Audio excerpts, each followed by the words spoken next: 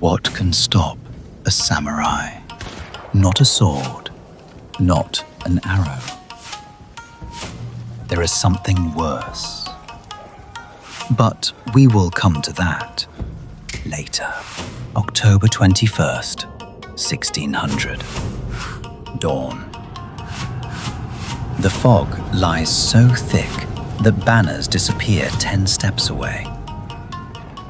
Somewhere ahead, an army. Somewhere beside you, allies. And somewhere on the mountain, a man everyone is waiting for. In this valley, armies of almost 170,000 men stand facing each other. One battle, one day, one question: who will take Japan?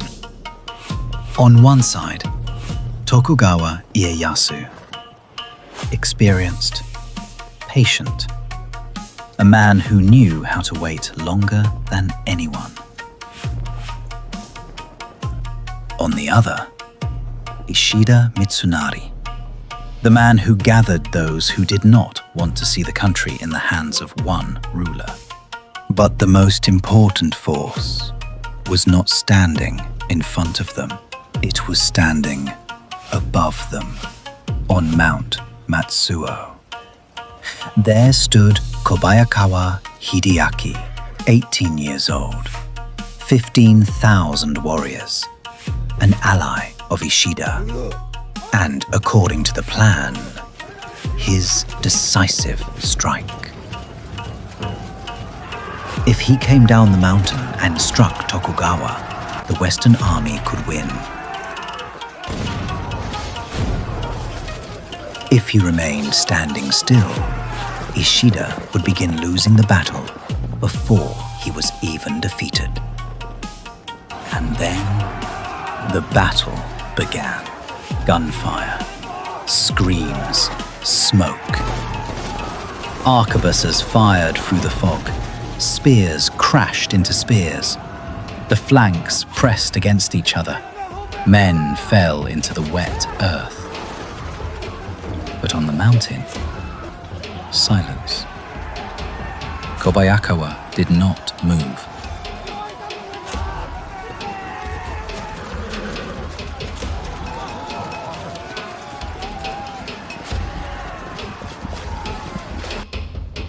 Ishida looked toward the mountain, waiting. His allies were dying below. His commanders waited. His army waited.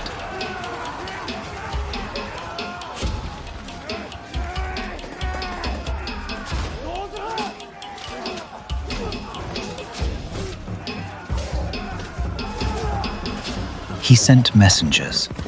One disappeared into the fog, then another, then another. But no answer came, only silence.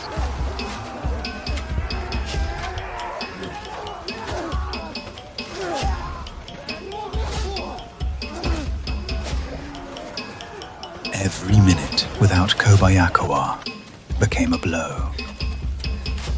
Not to the body, to confidence. Because an army can survive arrows, it can survive smoke, it can survive fear.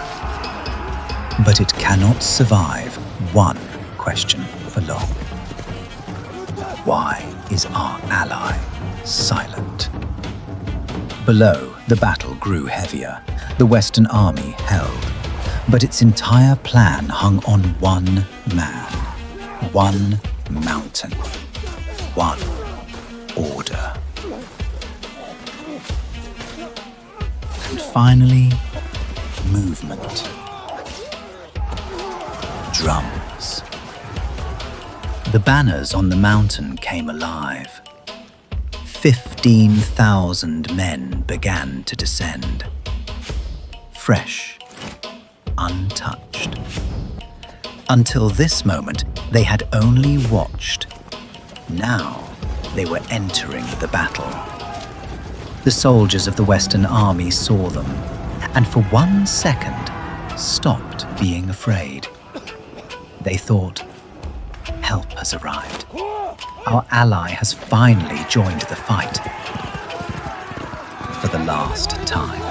Because a few moments later, it became clear. They were not moving toward Tokugawa. They were moving toward their own. A strike into the flank. Former allies, familiar armor, familiar banners, and spears in the back.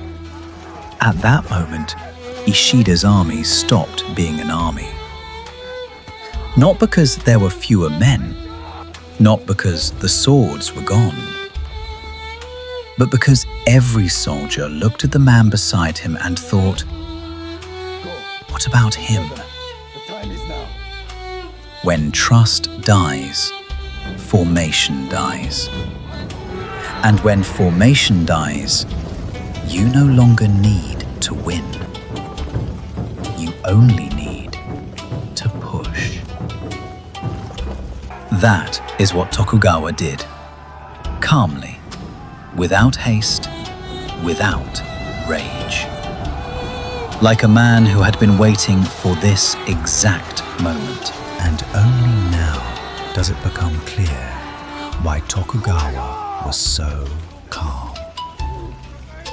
Even before the battle, Kobayakawa had already spoken in secret with Tokugawa. He had promised, at the right moment, he would change sides. Ishida waited for an ally. Tokugawa waited for a traitor.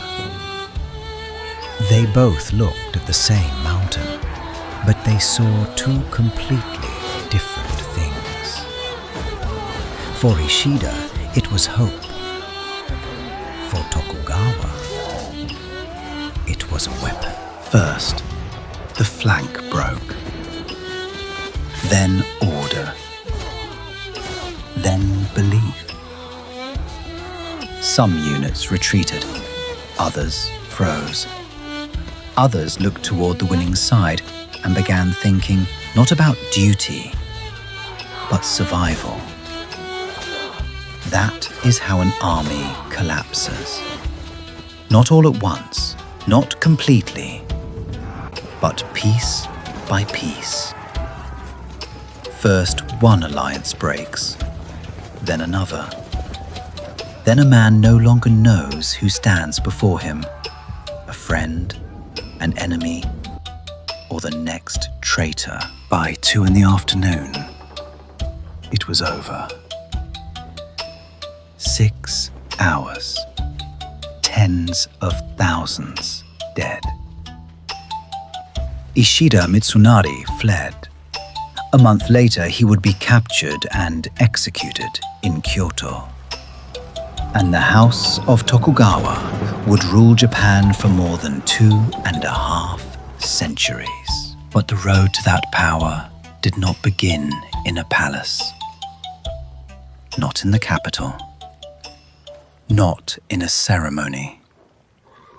It began on Mount Matsuo, when one 18-year-old daimyo stood above the field, watched his allies die, and counted not honor, but chances. So what can stop a samurai? Not a sword, not an arrow. An enemy cannot betray you. Only a friend.